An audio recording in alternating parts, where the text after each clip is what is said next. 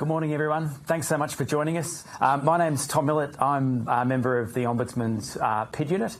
We're here today on Gadigal land, and I'd like to pay my respects and acknowledge the traditional owners of the land that we're on, past and present, but also the next generation of First Nations peoples who are the leaders of the future. I'd also acknowledge the fact that we're coming today from Gadigal, but I know you're all on different lands across New South Wales, so I acknowledge and pay my respects to the traditional owners of the lands that each of you sit on today. Thank you for joining us. We're really pleased to move into the third day of our PID Awareness Week sessions, and this morning I'm very pleased to be joined again by Patrick Shee, who's the Manager of Advice and Governance in our PID unit.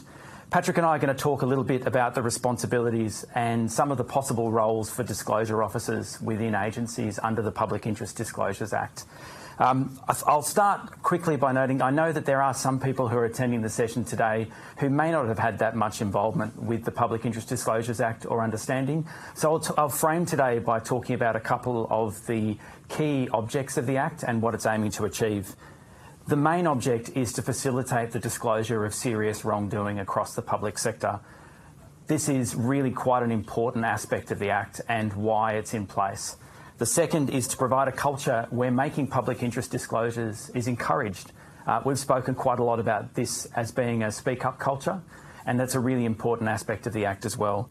And the other one that probably relates to our session today is ensuring that there are protections in place for those who come forward to ensure they aren't the subject of detrimental action.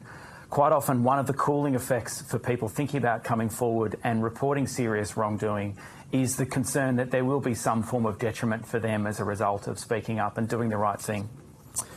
All right, I might hand over to Patrick to talk a little bit about the role of disclosure officers, and then we'll just cover off on some of the key aspects of the Act and some of the key practical considerations for disclosure officers. I would note we've got Q&A active today. You'll see it at the top of your screen. We really would encourage people, if you've got questions, please do send them through. There's a couple of staff from our unit who are...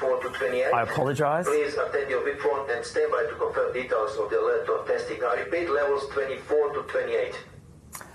As I said, those of you who work in office buildings across the state would be familiar with what's happening at the moment, but we might get broken into once more with another announcement. If you do have any questions, please send them through. The team will keep an eye on them. If there's a quick one they can answer or they can send you a relevant link, they'll send that to you in the chat. If they think it's a question that would be good to put to us for discussion with the group as a whole, it'll come through and we'll do our best to provide you with an answer. There might be some questions we don't get to today. If that happens, please don't think that we haven't noticed your question or we haven't seen it. What we will do is we'll put together a summary at the end of the week that answers some of the key questions that have come through, and we'll send that out to all recipients and make it available to those who've taken part in the week. All right, I'll hand over to Patrick. Thanks, Tom, and well handled. Certainly disclosure officers play a central role under the PID Act because they're the ones who receive the disclosures that are made by public officials. And indeed, for a disclosure to be a voluntary public interest disclosure, it has to be made to a disclosure officer or a person's manager. And given their central role, there are some really important things that agencies should be aware of. And that is ensuring that really public officials can easily find out who the disclosure officers are in their agency. And that agencies make sure that they have enough disclosure officers.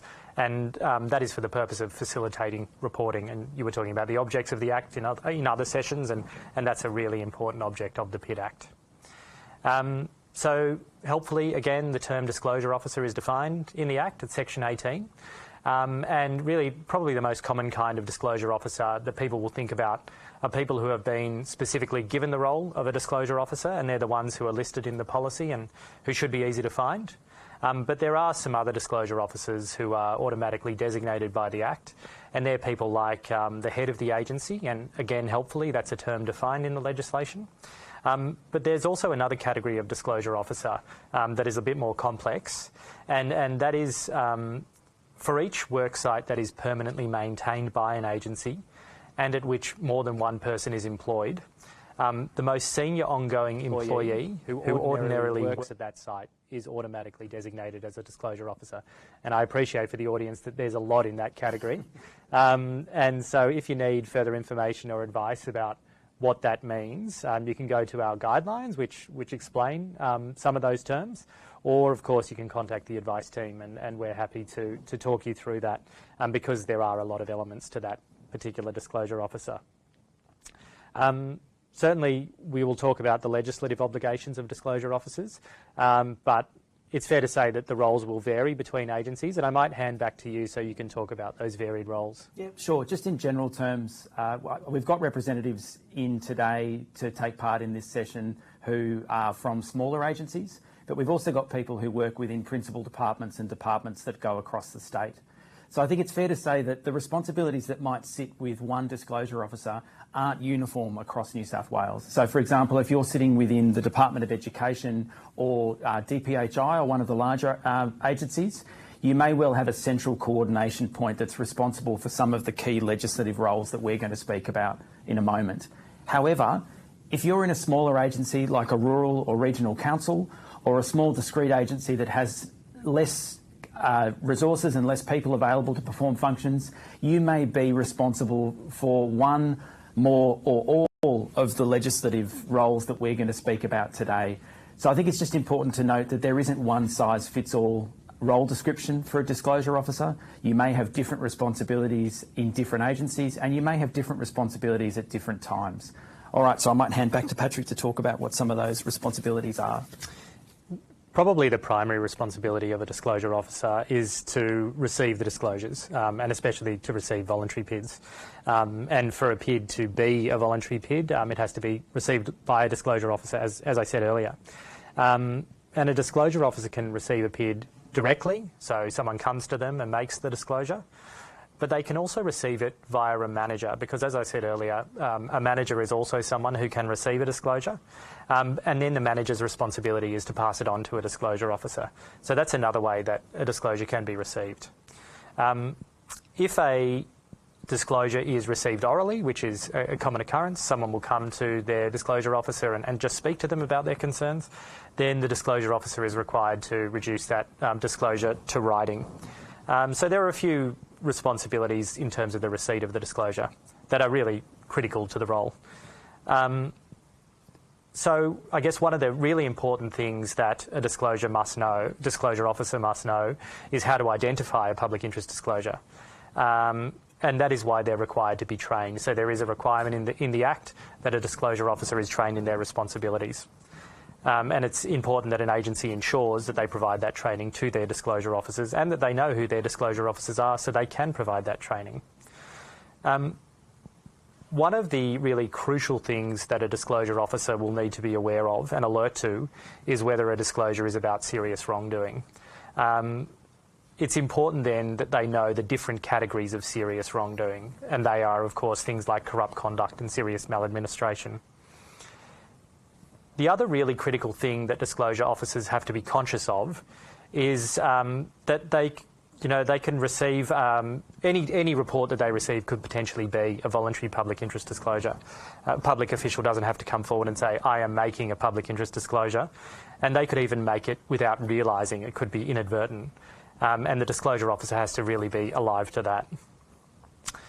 The reason that it's so important that disclosure officers are aware that they're receiving a public interest disclosure is because the agency's responsibilities kick off from the moment that a disclosure officer is aware that a disclosure has been made.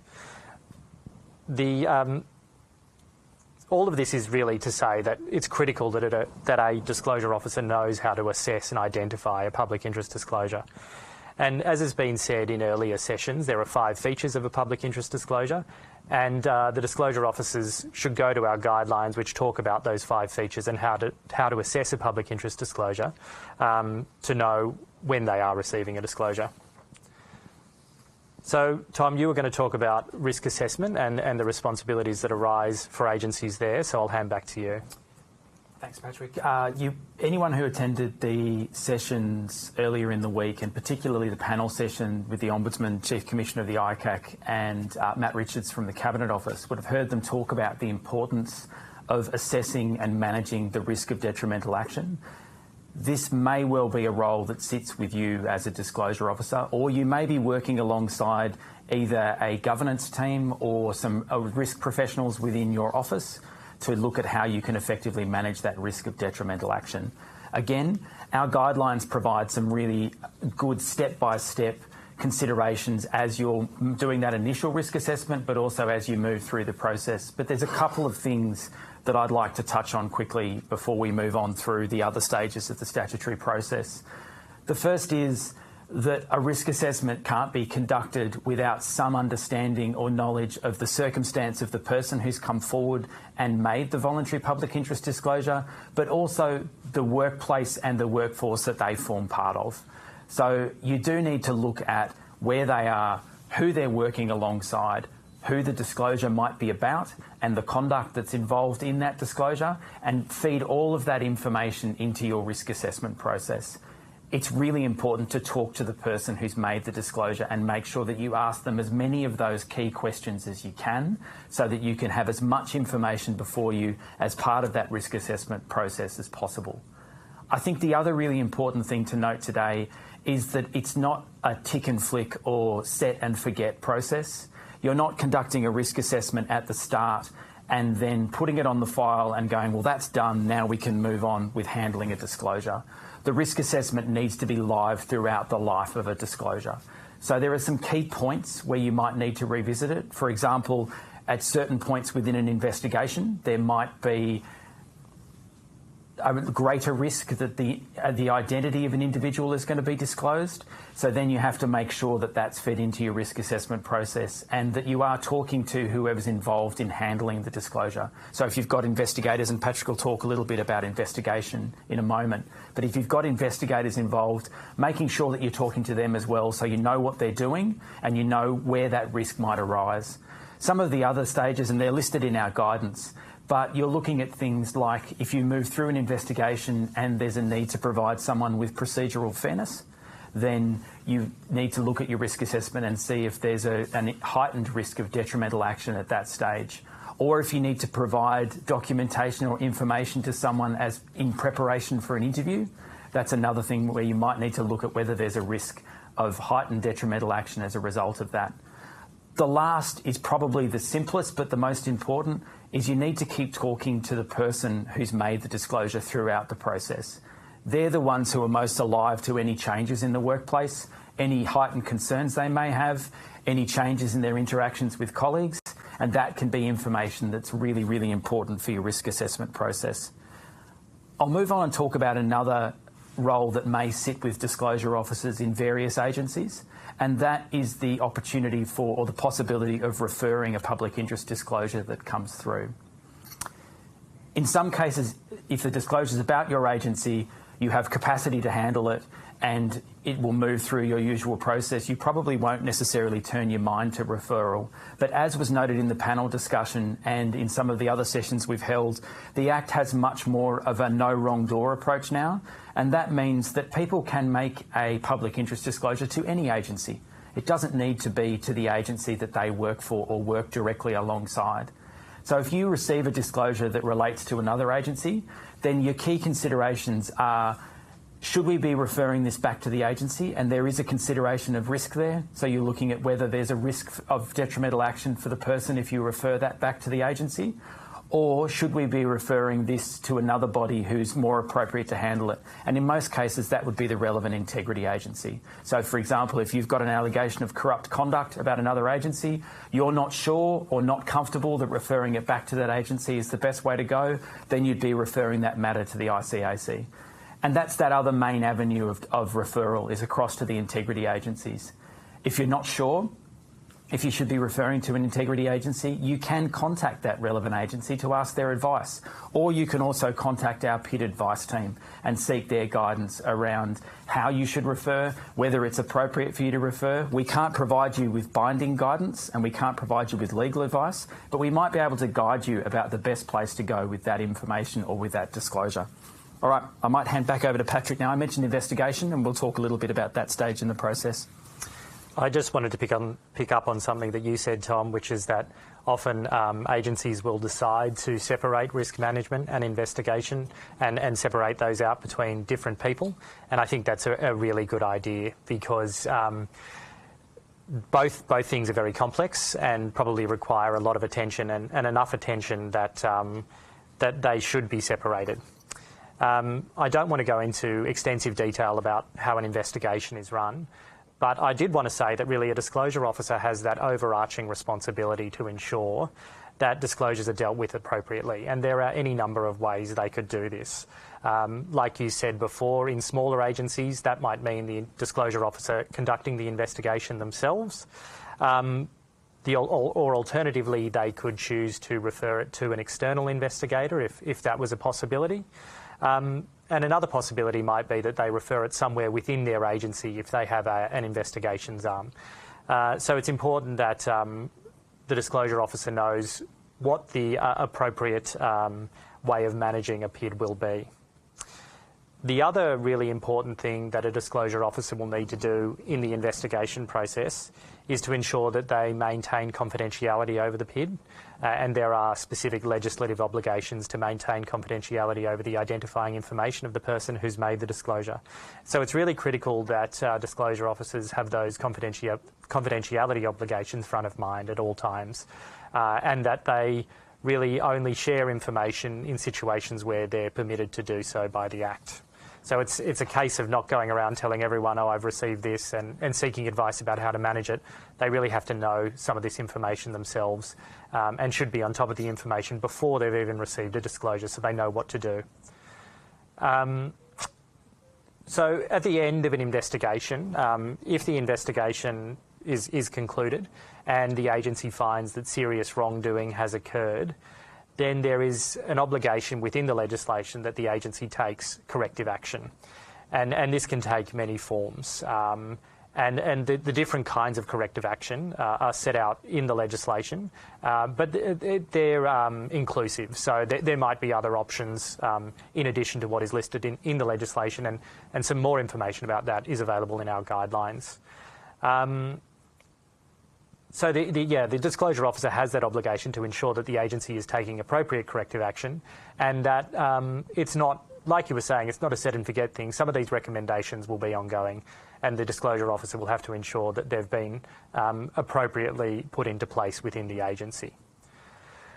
So that's really what I was going to cover off about investigation. As you will see in our guidelines, we don't have extensive information about how to conduct an investigation, but if you do have questions about how to conduct an investigation, certainly we're available to provide advice. But again, we can't direct you how to do an investigation, but we can provide guidance. I think, thanks, Patrick. I think one of the other things to bear in mind there, you mentioned before the engaging of external investigators. I think it's really important to make sure that whoever you do engage, you have that confidence that they have an understanding of the PID Act, and that they have the skills and capacity to conduct the investigation that you need in that circumstance.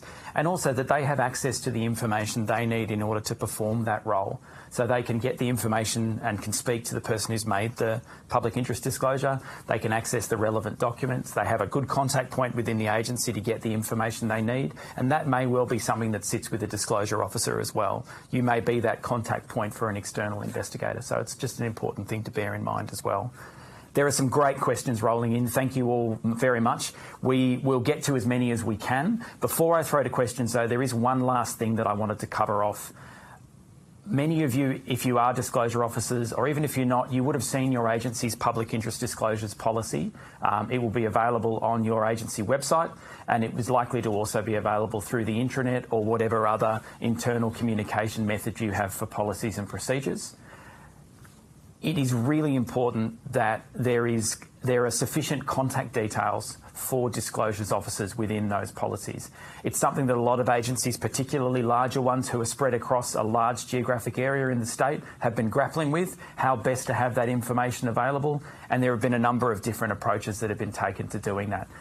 Whatever approach your agency takes, if you look at your policy and you see 1 or 2 contact points and that's it listed in the policy, it might be worth having that conversation around including some more avenues so that people have that confidence and capability to reach out to more disclosure points. just to make sure that if they're more comfortable going to one area, they've got those contact details and they can do it quickly and easily. All right, I might throw over to questions now.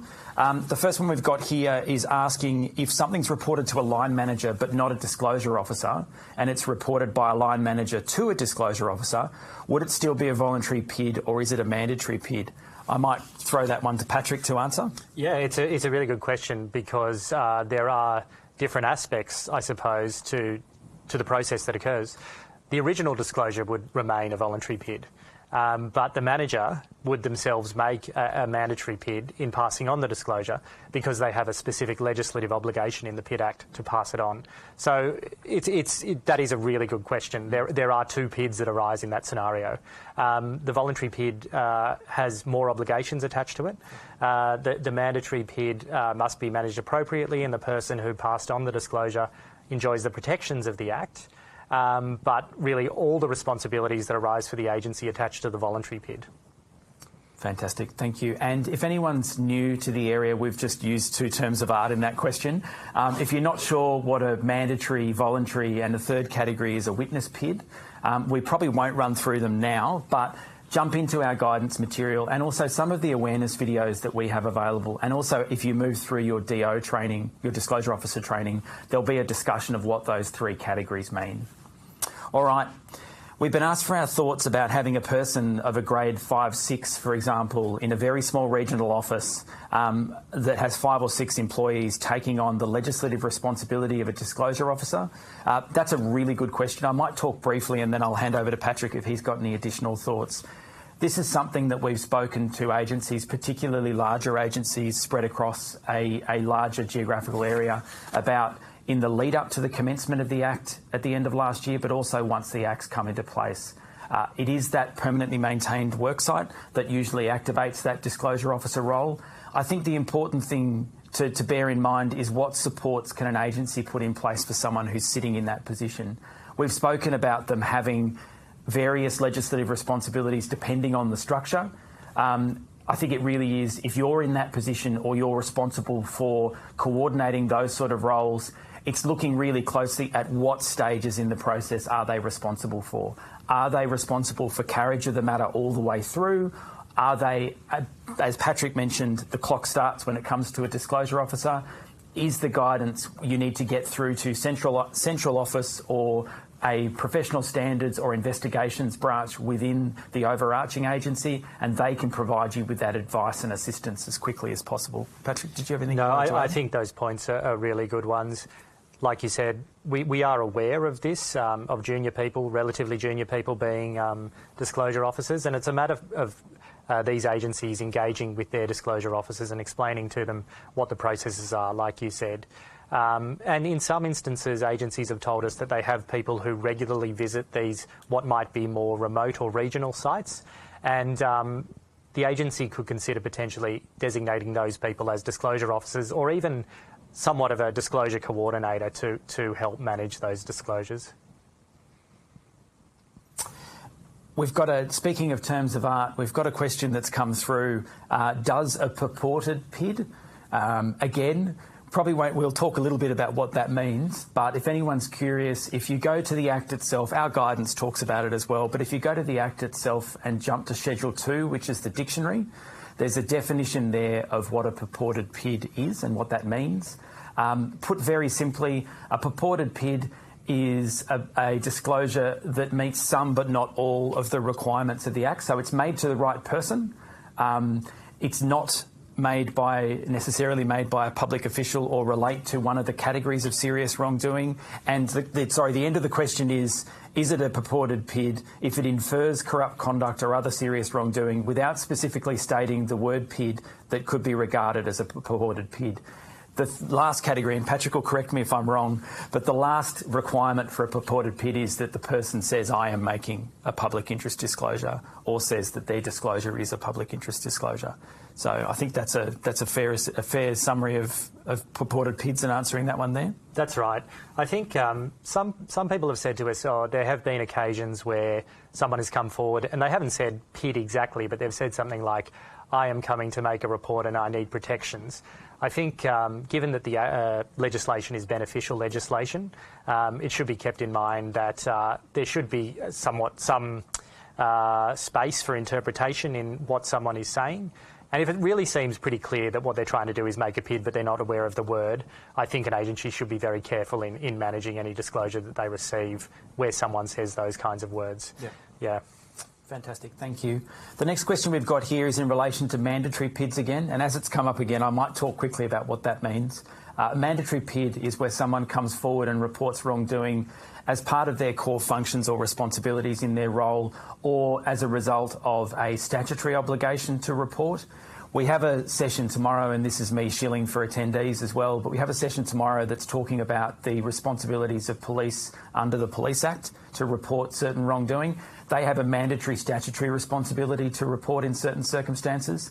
That would be something that fits within the category of a mandatory PID. So the question is, if someone makes a mandatory PID, do they require an update on the investigation every 3 months or periodically, or does that only apply to voluntary disclosures? I'll toss that one to Patrick.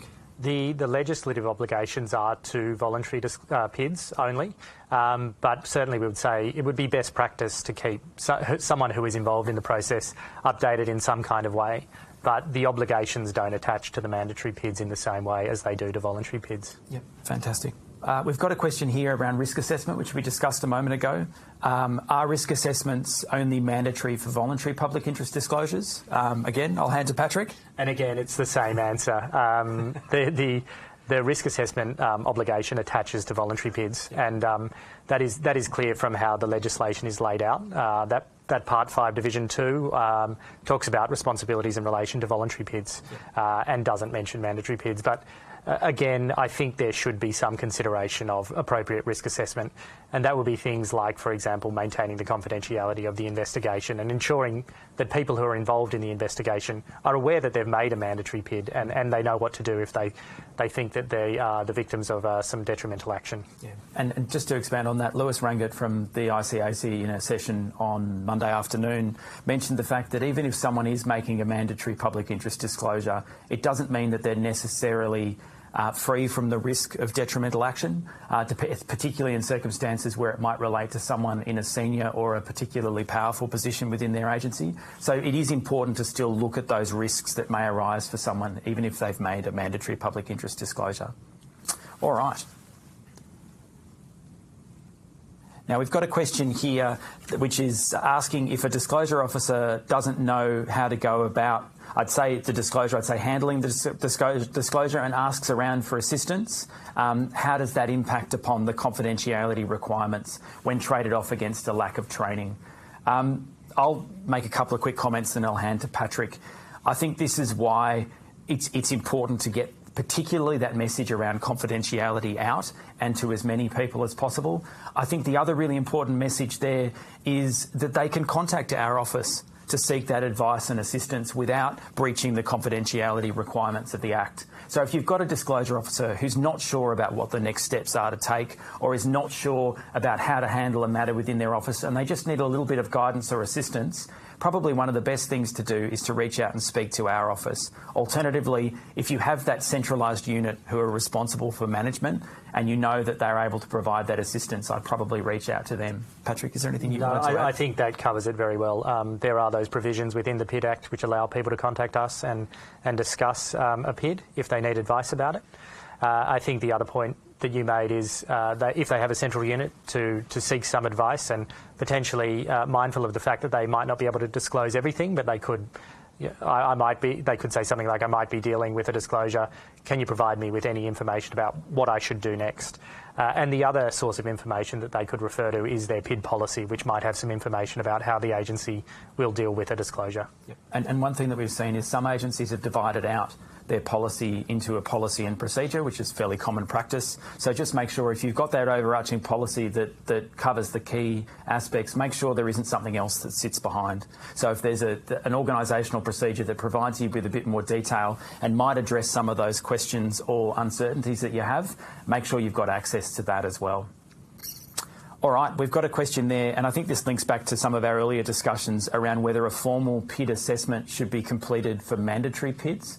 I think we've sort of covered that when we've discussed the risk assessment obligations. But I think, again, that consideration around how you're going to handle a matter that comes through one of those channels is still really important. It may not be in line with your voluntary public interest disclosures process, but there should definitely be something in place to ensure that you're handling those mandatory matters that come through. And I'm sure organisations where people have either those statutory or day-to-day responsibilities. Another example that quite often gets used is internal auditors. So, you know, if an internal auditor is bringing a matter through, that assessment process will be formalised within most agencies. So it's still appropriate to have something there to assess the piece of information that's been brought forward through that process and manage any potential risk that can arise. And it just bears saying, I suppose, from time to time, it won't be clear if someone is making a voluntary or mandatory PID. So it may be necessary to do some kind of assessment to determine which kind of PID it is. If we just talk about mandatory PIDs and it's clear that someone is making a mandatory PID, there is no formal assessment requirement as there is with voluntary PIDs. But someone will have to know what it is they're receiving and that someone is making a mandatory disclosure. So it goes back to that disclosure officer being aware of what they're receiving. Yeah, fantastic. All right, we've got another question there is what level of, and this is actually a really good question, what level of evidence is required for something to be classed as a voluntary public interest disclosure? Is a general allegation of corruption with no physical evidence provided to be regarded as a PID? That is a really good question, and it goes toward the features of a PID. So one of the features of a PID is that it has to be about serious wrongdoing, and that a person has to honestly and on reasonable grounds believe that their disclosure shows or tends to show serious wrongdoing. So there are two elements to the assessment process. One is a subjective element, which is whether someone believes it honestly, and the legislation operates in such a way that generally that can be assumed. Unless you have really overwhelming evidence to the contrary, then you can assume the honesty of a person making their disclosure. The second element is an objective element, so that is whether a person has reasonable grounds for believing. And so you have to look at what the disclosure is based upon. It might not be that they have physical evidence, as this question has asked about, but it might be that they've witnessed something themselves which really supports their concerns. From time to time, it will be necessary when an agency is assessing a disclosure to actually speak to the person who's made the disclosure and get more information. And there may be some possibility also for the agency to go to other sources of information to assist with their assessment. The point I would make about going to other sources of information is you shouldn't actually be testing the veracity of the disclosure. Yeah. You're actually just looking to clarify what it is that has been disclosed. And I think that's a really important point to make, because once you start looking at that, you're really moving into an investigation process. You're moving into looking at whether it's taken place, and that's not the test that you should be applying for the individual. That's right. Yeah. Great. I can definitely feel this one. Someone's come through and asked if people managers by default, due to their position, need to undertake mandatory PIDs training. The short answer is yes. So Section 48 of the PID Act places a training obligation on two groups of people. The first is your disclosure officers, which includes your head of agency and those at a permanently maintained worksite.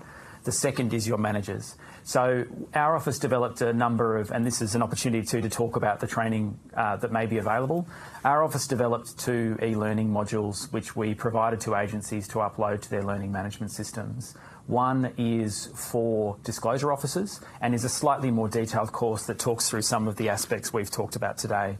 The second is a shorter course for managers, and the key messaging in that training is helping them to identify when someone might be coming forward and making a voluntary public interest disclosure, making sure they know that they've got an obligation to ensure that gets to a disclosure officer within their agency, and also to really stress the importance of maintaining the confidentiality, not only of the identity of the person who's come forward, but also of the information that they've provided.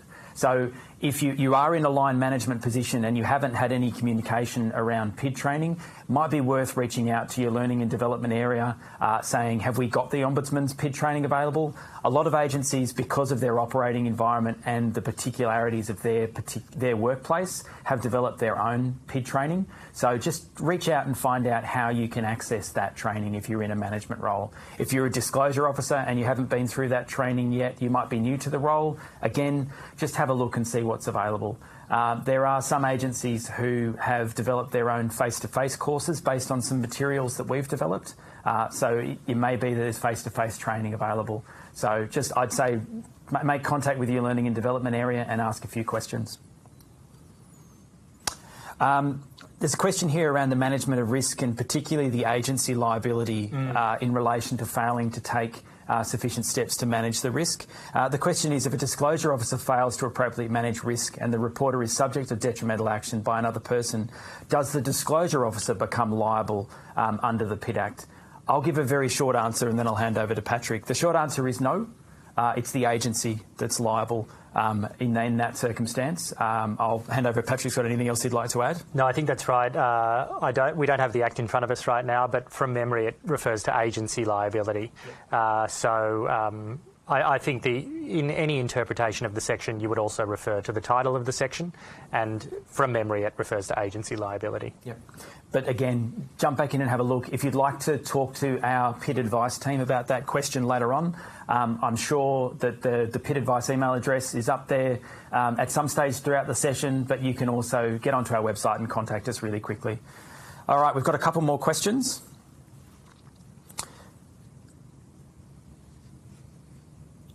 All right, sorry, give me one moment. Someone's asked a question around witness public interest disclosures. So we've talked about mandatory and we've talked about voluntary. A witness disclosure is when someone comes forward and provides information as part of an investigation of serious wrongdoing. Again, please do jump on and have a look at our guidance material around that, because it is a broader category. I think it's probably worth just noting that while we're here. And Patrick, you can correct me if I go off path here at all. But a witness PID doesn't just have to be in relation to the investigation of a public interest disclosure. So it can be the investigation of any serious wrongdoing. And it's important to note that the section says the providing of information as part of that. So it doesn't necessarily need to be an allegation. It's information provided as part of that process. Is there anything else you wanted to add in relation to witness, and then we can jump to the question itself? I think the other point is it's not any investigation. So I think from time to time agencies are concerned that if they do any kind of investigation, it may result in a witness PID, but it's an investigation of serious wrongdoing. And serious wrongdoing, as we know, is defined in the Act, and it is a very specific kind of investigation. I think, yeah, that's the really critical thing. The other point about witness PIDs is that they can be made by people who are not public officials. With mandatory and voluntary PIDs, they have to be made by public officials, but witness PIDs don't. Yeah. So the question that flowed on from that is, do the formal notification requirements apply in relation to witness PIDs? I'd probably jump back to the conversation we had about mandatory PIDs a moment ago, that no, then those obligations don't necessarily apply in that situation, but it is still important to make sure that you keep that person up to date with what might be happening as a result of the information that they've provided to you. What we also know is that some agencies actually have prepared an information sheet which they bring in to, if they're doing an interview, for example, and they provide it to the person who is a witness before they do the interview, just to tell them about the fact that they may be making a witness PID, and it provides some information about the protections that might apply if the person makes a witness PID. Great, thank you. Someone's asked if a witness PID can turn into a voluntary PID at a later stage. I think that's probably a slightly more complex conversation, but I'll see if Patrick's got any thoughts, and then we might see if we've got any more questions coming through. It would depend on the circumstances in which someone made the disclosure. I think if they were being interviewed as part of an investigation of serious wrongdoing, or they were asked to provide a written response, for example, and it was very clear that they were providing information in response to that request or requirement, then they're probably making a witness PID. But if at some later point in time they came forward and made a disclosure of new or different information, then very possibly they could be making a voluntary PID. The fact that it was prompted by the investigation may be relevant to the assessment of what kind of disclosure it is, but it's always possible that someone could make a voluntary PID. Yep. Fantastic.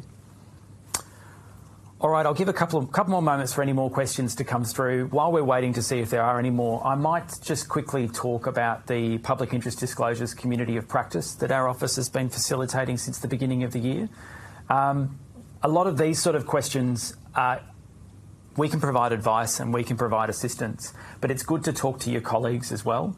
So that group was originally established for the sorry, I was just reading at the same time as talking, never a good thing to do. That was originally established for those staff with key responsibilities for the implementation of the Act, but there is opportunity now to expand that to those who have day-to-day responsibilities for handling public interest disclosures. If you're interested in being a member of the community of practice or getting some more information about the community of practice, please reach out to our office through the PID at ombo.nsw.gov.au email address, and we can provide you with some more information about how the community of practice operates. There's a question here around the plans to develop templates for informing informing people of what an agency is going to do, information around detrimental offence notifications to agencies, and ones for updating the reporter in relation to wrongdoing.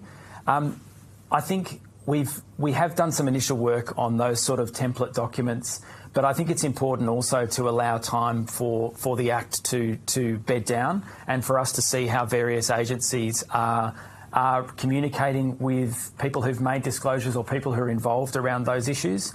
I would encourage people to contact our office if they have developed those sort of templates, providing us with those examples and giving us an opportunity to see how they're worded and what they cover is really useful, because a lot of you are dealing with far more matters than we see or hear about.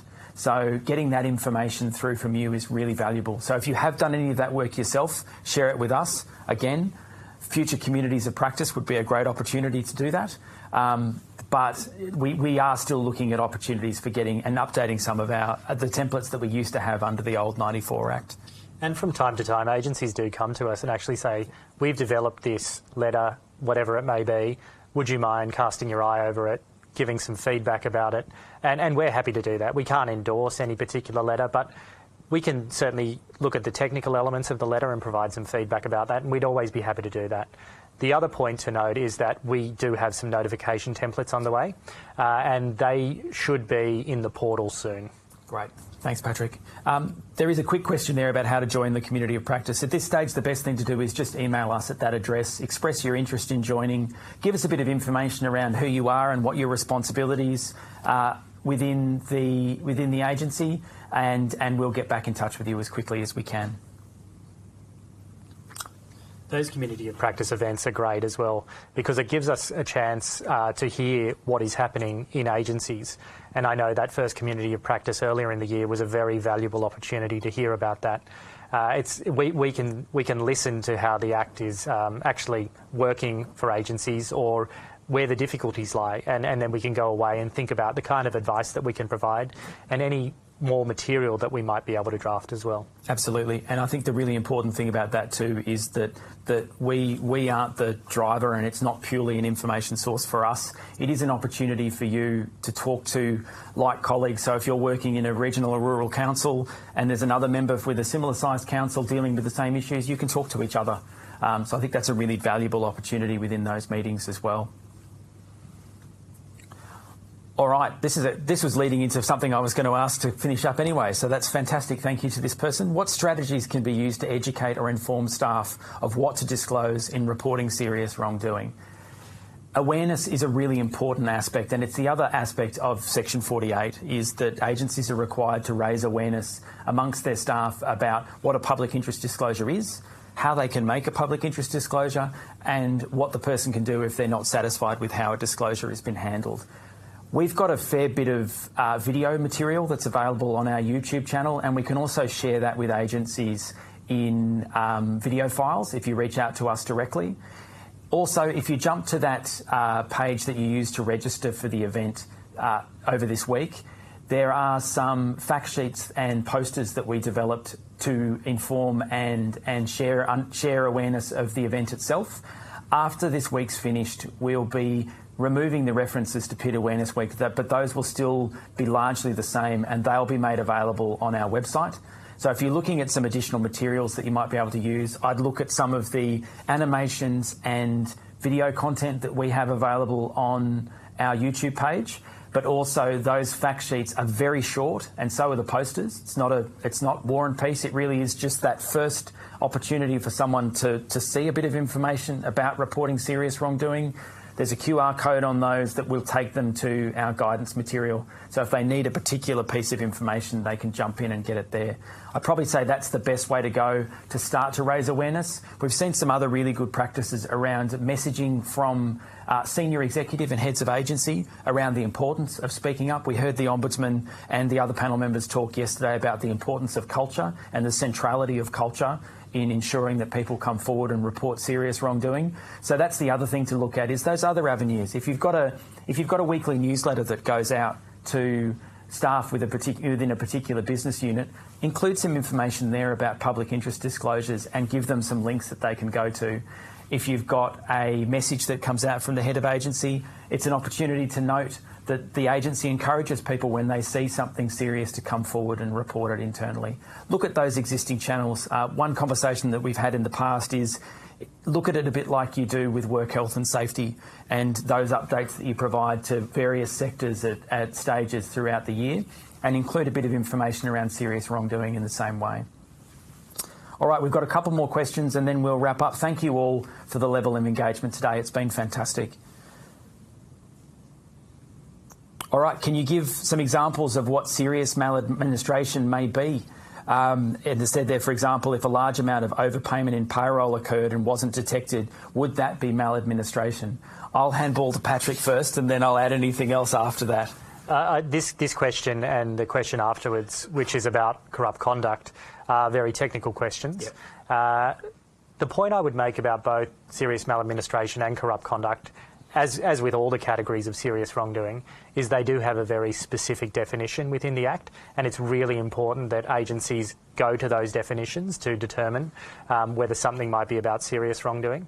The Ombudsman made the point yesterday that in relation to serious maladministration, there is no requirement to sort of assess the seriousness of the matter. It's more than trivial, as the Ombudsman said yesterday, but there are elements to serious maladministration. So it has to be conduct by an agency or a public official relating to a matter of administration that is things like unlawful, unreasonable, unjust, oppressive, improperly discriminatory.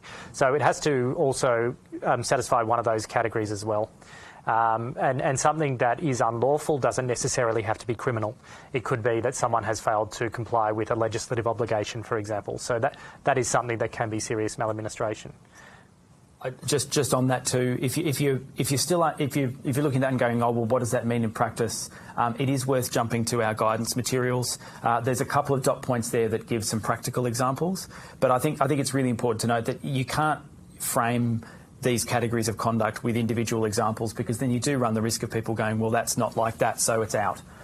It is an assessment process, and it is something that takes time for people to perfect. So if you've got someone who's had responsibilities under the former Act within your agency, it's probably worth reaching out to them too, because they might be able to provide you with some assistance and some guidance around how to interpret those provisions. And the assessment process isn't just tick and flick. It does really require some careful consideration. Yep. All right, we've probably got time for one or two more.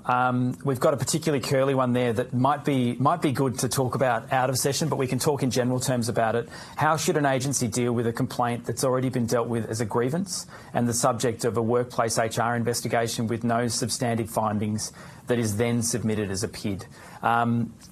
If you are dealing with that circumstance particularly and you'd like some targeted guidance, I'd probably recommend you email us directly. But do you want to talk in general terms about that one? I think the important thing about this particular example is that it seems to be saying that someone has already made a complaint to the agency has investigated the matter and told them about the outcome.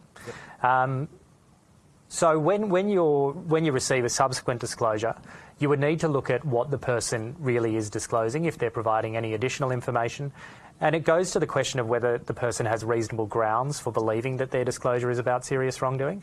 So the assessment process is really important, and really carefully considering the different elements or the different features of a PID. Yeah, fantastic. Thank you. There's one general question there which is quite heartening to see, which is, will we be holding a PID Awareness Week each year? This is the first. We've enjoyed having the opportunity to hold it. We'll have some more information coming out in the future, but I think there is opportunity for us to have similar events in the future. I'd also encourage people, if you're looking at what you can do within your agency, if we can come and provide a speaker or someone to provide some information or assistance, if you've got an organisational event coming up. We're not a huge team, but please do reach out to us and we can look at those opportunities for us to help and to be involved in raising awareness. It's one of the key aspects of this piece of legislation. If people, hopefully most people won't have a need to use it throughout their... But if you do, it's really important that you know what a PID is, know where to go and have some understanding of what to expect when you come forward. So if you do have those opportunities to raise awareness, please reach out to us. All right. On that note, I would firstly like to thank Patrick very much for taking part this morning. It's always a huge benefit to have someone with the knowledge that he has around the PID Act to share their experience but also answer those questions. I won't say more importantly, but particularly important is to thank all of you for taking the time this morning to meet up with us and to talk about the Public Interest Disclosures Act. It's really encouraging that people have registered for sessions like this. We appreciate the opportunity to talk and to answer any questions that people have, but also just to continue to build on that knowledge and understanding across the public sector. So thank you all very much. It's been a really, really worthwhile session and we're pleased to have the opportunity to answer those questions. Finally, if you've got any more, please do send them through to our PID Advice email address and we'll get back to you as soon as possible. Lastly, thank you all so much and we hope you have a fantastic day. Thanks, Tom.